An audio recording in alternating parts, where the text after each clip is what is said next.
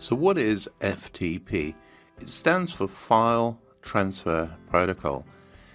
And basically the reason that it's important is that if you install an FTP program, it allows you to select one or more files from your hard disk and move them up to your web server.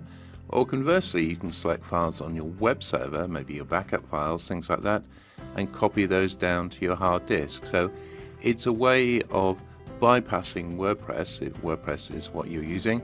So it works at a level underneath WordPress, at a lower level. And as I say, it's really a way of transferring files locally to your web server, or from your web server to your local hard disk.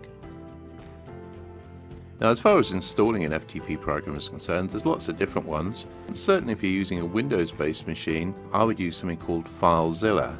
So this is the Filezilla website. You can just go and check it out yourself. If you're using a Windows-only machine, you just simply click on this, download it, and off you go. Once you've installed the program, it'll generally install as an icon on the desktop, and you just double-click on it to run it. So you run this program locally from your PC. And the idea is that once you log on, you can look here at the local disk, and over here you have the web server. So it's a bit like, you know, with the file manager on Windows, you're transferring files maybe from your hard disk to a thumb drive. Well, imagine this is your hard disk, and over here, once it's connected, instead of the thumb drive, what you see is the contents of your web server. So you just drag things from this window to this window to move them up to your web server. Or within the web server, you locate files in an appropriate subdirectory and then just drag them down to a location on your hard disk. So that's about it, really. When you're setting it up, what you'd have to do is to make sure you know these three things. You need a host address, a username, and a password.